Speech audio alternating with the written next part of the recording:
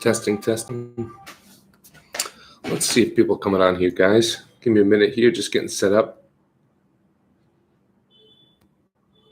Just sharing. I always got to do these like 5 things at once. If anyone's on now, if you could just give me a little test. Give me a thumbs up in the comment section. Audio is working. It's good to have someone help me out here because this is a new setup I've got going on here. Got my camera over here. Got the webcam going. I think this is going to work. Not at my house. Don't have the perfect location, but I am very pale. Let me check. I mean, just like the screen, or you just mean like my overall skin tone is pale? I'm a pretty white dude. Yeah, I'm pretty white. All right, guys, just give me a moment. I'm just putting into the profile here on my Instagram just to call some people over here. And we'll get started. You can start if you've got questions chambered, ready to go. You can start asking me in the comment section. Again, I said members will get priority, but I'm answering everyone's questions today. We're going to be here for, as long as the questions are pouring in, I'll be answering them. All right, hold on a sec. Live stream now. Bear with me, guys. All right, this should work here. And of course it doesn't. All good. Thank you, Brian. It's good to have you guys on here. I'm digging these live streams. I appreciate you guys that are members. If you're not a member, I do have a members program on my YouTube channel, help support the channel, all the videos and traveling I've been doing. I have a ton of new content, you guys. I'm really excited about a lot of new Leica content. I've been pumping out a lot of new Leica content, so love to hear what you have to say about that. Those new in the field episodes, my Leica assignment series, my Leica treasure series. They've been great, been collaborating. All right, I like it. People are starting to ask questions. Brian's asking a question right away. I'm just posting this into Instagram to call some people over here. The last thing I need to do, there it is.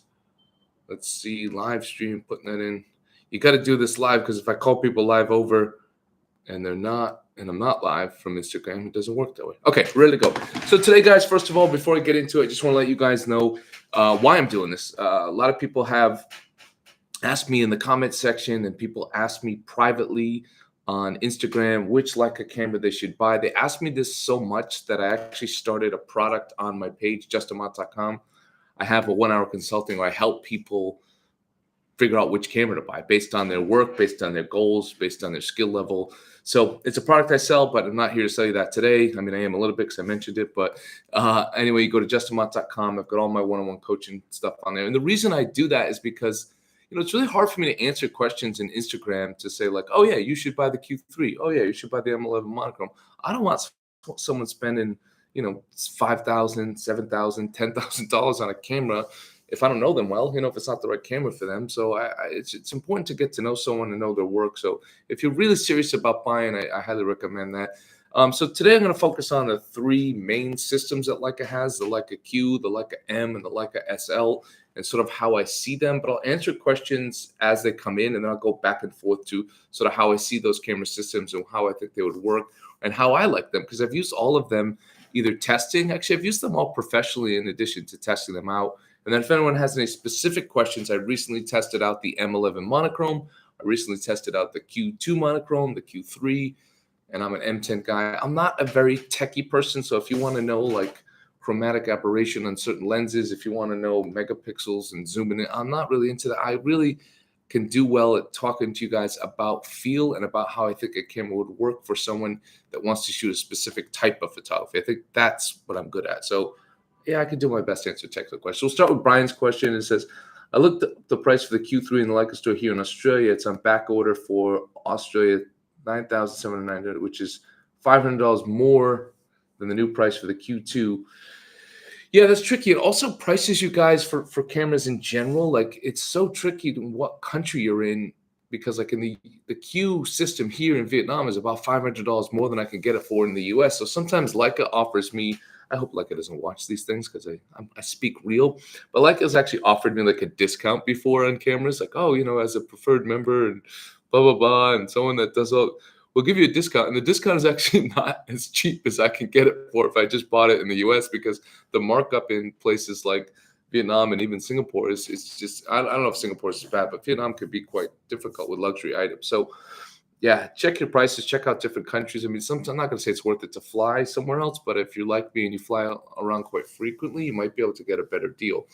All right, so I'm going to start with my sort of thoughts on the Q system and where I see this system lying within the other system and who it might be good for. So the Leica Q3, which I at least recently tested, I also brought out the Leica Q2 monochrome for my Leica assignment series in Taiwan, and I've used the Q2 and Q1 versions on shoot doing documentary work in Kenya. So I would say this system is kind of the perfect, like, you want to get into Leica, you really care about the design and look, and that's something that's appealing to you. And maybe you're making the jump over from Fuji or another camera system, or maybe you've got a big system like a Canon setup or Sony setup, but you want like one camera that kind of does it all as your travel camera, everyday camera, and you want that camera to feel nicely and you want it to perform well. It can still perform at a professional level. I would say that's who the Q is for, but the Q is even more intriguing than that. It's more than just sort of an everyday camera, more than a travel camera. It does have a 60 megapixel sensor. You can still get a Q2 with a 47 megapixel sensor, which is probably a better value. I'm also quite intrigued by the Q2 monochrome. I used it in Taiwan and I loved it. Like, to have a street photography camera that shoots just in black and white, that has that very lightweight feel to it. It's slightly lighter than the M, and just to not have to like think about even other lenses or even think about color, I really enjoyed that experience.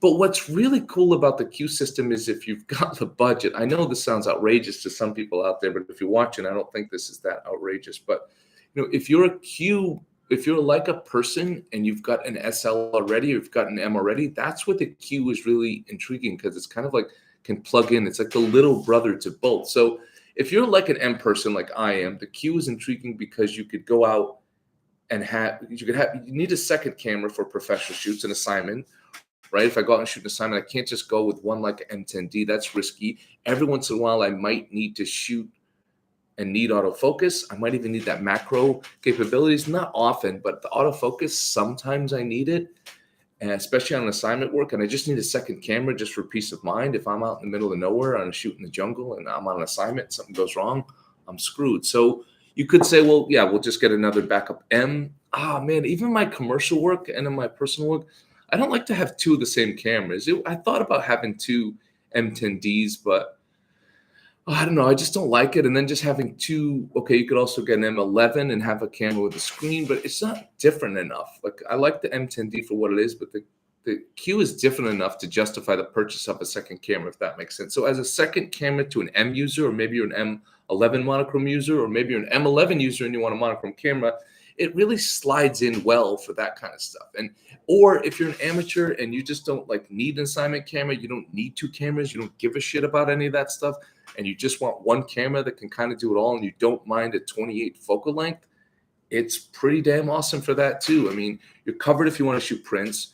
You're covered for everything except, going out and shooting wildlife and like, if you really like to have a bunch of lenses when you shoot landscape and travel, fine. But if you don't mind getting up close and personal with someone, moving a lot, and you like a lightweight camera, I think the Q slides in perfectly for a standalone camera, but also as a little brother to those other systems. All right, moving on to, I'm going to get your question, so ask me right away. I do like that you started with "You're so pale." You be so pale. I'm not like that pale. I'm more like red. All right, there's white backdrop here in my house, in my rental apartment. Moving in a couple more months. Floors were done. Anyway, getting there. Let's slide into the M system, my system. That's pretty cocky, but the system that I use and why I love it. The M system, I'm not going to say it's just for pros, it's for amateurs as well, but you need to be quite a proficient photographer. You need to be able to understand your exposures. You need to be patient. It's a kind of camera, like, you're going to have to earn pictures. You're going to have to move. If you're going to do something like with it long-term on a project, like for me, for personal projects, I'm going to get close to the people I'm photographing and photograph them for a long period of time. So autofocus isn't really an issue because I can anticipate. I know what they are. I know what they're going to move to. If I miss a shot, I don't want to ever miss a shot. But if I missed a shot, I know that like they're going to be doing things all day, and I'm going to be shooting them all day. And I'm going to be shooting them multiple days. So it's not a big deal to have autofocus. It's not a big deal for me, for especially not having the screen, because I know my exposures well. I know how to expose, And then autofocus, if you don't have great eyesight, I know it's hard to accept, but if you don't, it's not a great camera for that. And even for someone like me, I'm 45, my eyesight has been like impeccable my entire life. Like so much, like I'm pretty like cocky when I actually go to the eye doctor. I'm like, they're done with me, and I'm like, bring in another chart. I want to see what I can do. But now I am not cocky. Over the last year, staring at screens, doing a lot more editing, kind of starting COVID, just doing more of this kind of stuff and being online more. And my eyesight's worse. It's not bad yet. It's worse. I went to go check out my eyes. The doctor said I don't need glasses, but she said the next couple of years you might start to have problems. So the M might not be my camera in a couple of years. I don't know. It'd be sad to say, or maybe I wear glasses and shoot with it. I don't know if I can pull that off. I don't know. But the M, you need to be proficient with your exposure. You need to be a proficient photographer. You need to be patient. It'll force you into patient and good habits.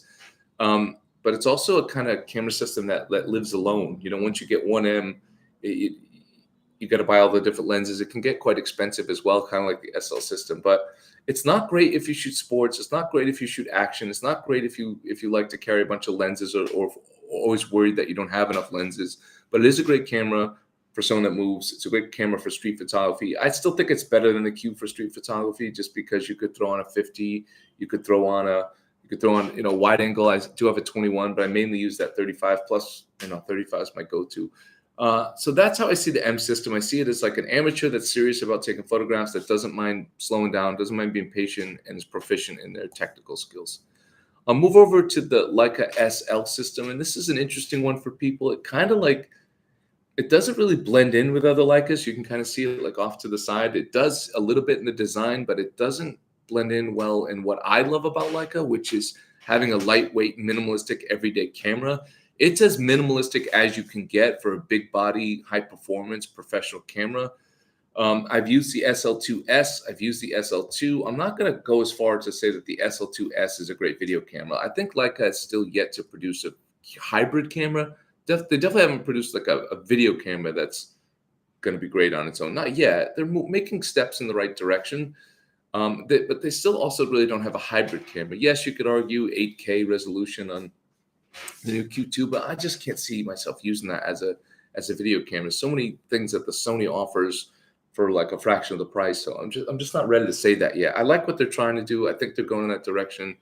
We'll see. I know you guys, my audience isn't that much into YouTube content creator cameras and stuff like that, but it's not great for that either. But the SL system, where it does shine, is it doesn't have the lightweight part of what I love about the Leica SL. I mean, what I love about the Leica M and the Q, but it does have the design aesthetic. If you ever pick up a Leica SL, it feels robust in the hands. It feels very much like a Leica. The metal I don't know, it's a great feeling in your hand. And if I'm shooting commercial work, I do a little bit of studio work. I do mainly location work, a lot of hotels and resorts, but I also do work for Apple. I'm shooting a lot of these, like, I signed NDA, so I can't talk about exactly what I shoot for them, but I shoot stuff for them as well, in the field stuff. And that system could work well for that. I don't use it right now. Right now, for my commercial work, I still use the Sony system, but that's just because we shoot video. We shoot multiple different types of commercial work. Having a bunch of lenses to change, having multiple options of lenses is important for us. So like having two Leica SL lenses and having two SL2S bodies just doesn't make sense. I can get cameras for, like, rather than spending $5,000 or $6,000, I can get two Sonys for that price. And the same with the lenses, they're about half the price. So yeah, I could see why someone would use it for commercial work. I do like the design of it. I see for Leica people that like wildlife, that like landscape work, that don't mind carrying a bunch of lenses and like to have like a whole collection of lenses. They offer a lot in that category. The M's not going to work for that if you want to shoot wildlife. I mean, I still do wildlife stories, but I'm getting close to people in my subject. So, if you want a 100 or 400, I forget what Leica has now with SL lens, that it's great for that. So the SL, I think, is great for that photographer that cares about design. I'm not going to say the quality is going to be that much better than a Sony, your files, but the experience is still going to be nice. And that's what you pay for with Leica, I mean, across the board. But it's definitely not lightweight. It's robust in your hands. If you have small hands, it's not going to be great for that. I'd say I have like medium-sized hands, and it's fine for me. But one step below that, if you had like small hands, it's a heavy camera. It's a lot. All right. I'm going to get into the questions here. I like that you guys have started to ask me stuff here. So that's my basic thoughts on those three systems. The other thing I want to do before I answer your questions too is just sort of, I think the beauty of the Leica system isn't how they work individually, but it's how they can work together. So What's cool about the SL system, if you're heavily invested there, if you lean more towards landscape, more towards wildlife, birding, or just like to have a big kit when you shoot travel photography, you could have that, but then you could also just, okay, I have a Q. So maybe you go out on this big trip and you want all your gear for that big day. You're going to see X, Y, and Z, but having a Q for the day you're just walking around or at the end of the day, that's a nice option. Like that's where it plug and play really nicely. Or you could have an M there, but the Q slides in there. Or if you have an M and you need autofocus once in a while, or you need a backup camera. So that's what I dig about the Leica system, is where it all kind of blends in. For me, I still haven't found which second camera. For a while, I've gone with the M10D as my main camera and M10 as my backup camera, just when I need a screen every once in a while. But I am actually thinking about changing that setup to my backup camera being either a Q2 monochrome or a Q3. I really haven't decided yet. I'm also kind of thinking about that M11 as well, and I might work something out with Leica, so we'll see. I don't know yet. So I think a lot of you guys are actually in the same predicament I am. Oops, I just bumped my table. Almost spilled my coffee. Yeah, so Donald says, I found the SL too heavy. I did too, except shooting commercial work. When I shoot commercial work, I'm working out of a roller bag or if like a big backpack. And sometimes a lot of times I have an assistant. I know a lot of people don't, so they can carry the camera. I'm just using it when I shoot. But I found the experience shooting it for long periods of time. Like if you shot weddings with that camera, I don't know. I think it would be hard. I just think it would be quite heavy. And those lenses are really heavy. So I took out the Leica SL2S and in Kyoto with that 24 to 90 lens, and my God, it was just heavy. I mean, I'm big and I think I'm strong enough to carry that stuff, but I don't like it anymore. I just don't. I liked carrying. I went out with the Q2 in Taiwan, the monochrome, and it was just awesome. Small bag. I could have gone out with no bag, but I had my little Wotancraft bag, and I don't know. I just dig it. By the way, on that note, I do have a bunch of content. I went to see my friends over at Wotancraft Bag Company. If you don't know who they are, you can check out. I have affiliate links in all different places, but I got a bunch of content previewing their bag, showcasing, interviewing the designer there. Really cool content. I think you guys will like it if you like bag stuff. I'm not trying to sell you bags, but they're a cool company and they're actually really good people. So Brian asked, would you say the SL system would be the multiple lens version of the Q? Not really, no, because it's just not. It's such a different experience. The Q's so small and so lightweight, and it's just a camera you have on your shoulder, have around your back. Have a little bag to go along with it. That little Wotancraft 3.5 liter bag is actually awesome for that. That episode will be out Wednesday. If you like early release stuff, I do have my membership, you guys. If you haven't joined, I will answer your questions first, and also I have a lot of bonus content. And I'm bringing back the contest too. A lot of people have asked me. I'm bringing back the contest. Going to be open to everyone, but I'm going to have some sort of tonight's. Thanks, keep crushing it. I'm bringing back my monthly. It's not going to be sort of a contest. It's going to be more of an assignment, but there will be a winner. I'm still working out the details, but that is actually coming very, very soon. So assignment stuff's coming out. So make sure you join my channel. Make sure you become a member. So Brian, I don't think it's a multiple lens version of the Q. I think the M system is the multiple lens version of the Q, if that makes sense, minus autofocus, because it's just a similar form factor, not as nice of a build. If you pick up a Q, it still feels nice, but it doesn't feel really nice if you pick up an M first. If you pick up an M and then pick up a Q, you're like, oh shit, I want an M. If you never pick up an M, then a Q feels really nice compared to most cameras out there, if that makes sense. It just feels a lot more flimsy. Now the SL feels robust in your hands, but it's really professional camera, like for professional kinds of shoots. I would say, yeah, you could use it for amateur stuff, but it's a performance camera. You're going to use it for fast autofocus. You're going to use it in great and low light. And again, not that the Q and M can't do that, but it kind of has everything. All their best technology kind of goes into that camera, if that makes sense. Great question. Rich is asking my thoughts on the CL, and that's something I've yet to actually really dive into. I feel like the CL is like another version of the little Ricoh, and right now I love my little Ricoh as my backup camera. That's another little interesting thing, Richard, is where a lot of people like myself talk about the Q sliding into as a backup to the M, but the Q could be your main camera, and you could have even mini camera on the side as your backup. And I think that would be where the Ricoh would come in handy, or maybe the CL. I haven't really tried it out to speak on it. I don't know enough about it. I should dive in, and that's going to come up in one of my Leica assignment series. I'm going to try that camera out and give you my full experience using it and my feedback on it. I think I'll do that in Hanoi, because I used the Leica Q2 in Hanoi for my Leica assignment series, but then I didn't finish filming that because the Q3 came out. So I was like, this would be a waste to do this. Editing it right as a Q3 in Singapore Leica invited me to test out the Q3 before it was released. You guys also, I'd love to hear your questions in here if you're interested in the Q3. So Richard, to answer your questions, I don't know yet. I think as a little backup to the Q, because buying 2 Qs gets expensive.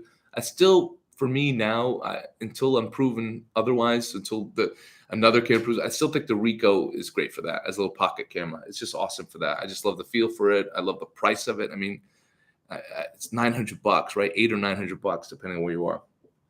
All right, hold on.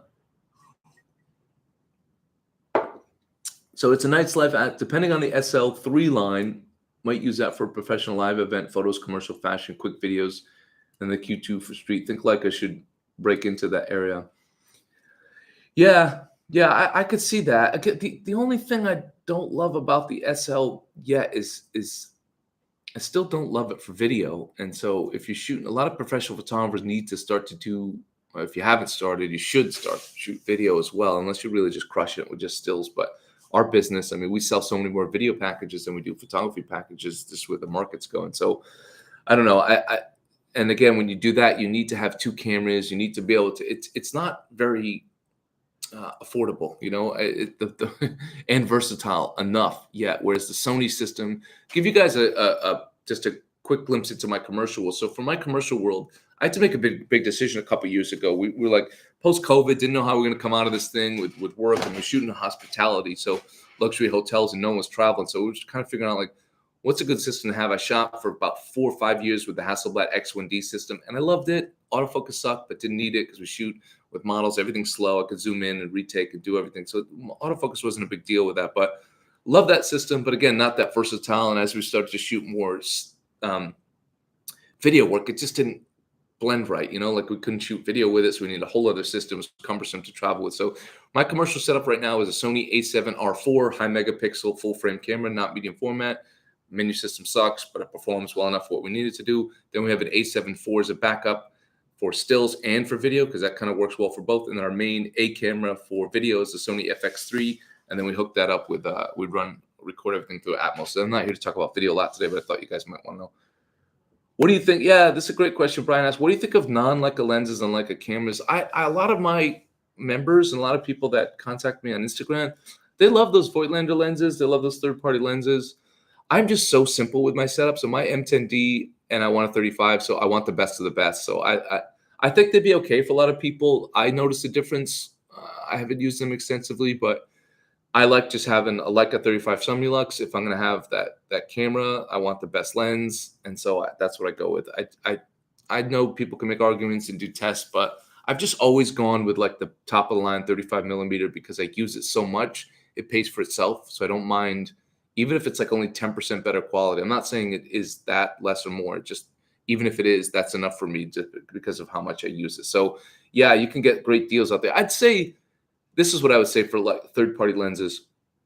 If you have a go-to focal length like me, a 35, but then every once in a while use a 50, every once in a while use a 75, you know, buy the main lens that you use, your like preferred focal length, Leica, and then your second lens, get a Voigtlander, get whatever and the third-party lens are out there. Try it out. Test it first. But great question. Do you have an experience with the Fuji and how did the build quality feel? Yeah, that's a great question. Bleach bypass. I actually did use a Fuji before I sort of got back into Leica a few years ago. I dabbled with the X Pro 2 or 1, I can't remember. And I also dabbled with the, what's it, the 100 series. And they were nice. As a little pocket camera, it was very nice. And the build quality on the, I'm going to butcher the name of it. What was the X Pro? Is that what it's called? Help me in the comment section. It was basically Fuji's like top of the line rangefinder camera. I liked it, but again, it had this build quality a little bit like the Leica Q. So if you never pick up the M, you don't feel like the Fuji feels flimsy or cheap. Cheap's maybe too brash, but it doesn't feel nearly as nice until you pick up an M. So just do it. I mean, everyone's different. Some people don't give a shit, but if you go and pick up, I'm sorry, I shouldn't swear because people might have the kids in the back. I'm sorry. Don't give a poop. But pick them up side by side. That's so important to me. I never like to order cameras online unless it's just like commercial work and my brain doesn't care about that stuff. But my personal work and assignment work, it's just like, I don't know. I really care about what a camera feels like if I'm going to be shooting multiple days, even just a full day, but multiple days wearing it. So if you pick up an M and then you pick up maybe the X Pro 3 has changed and it's a better build, but I also just like where the dials are. It's a very tactile and manual feel to it. All I can say is go pick up an M and then pick up a Fuji, and you'll kind of notice the difference. That's the way I feel. But if you don't want to spend the money, don't pick up both because it's hard to go back. Let's see.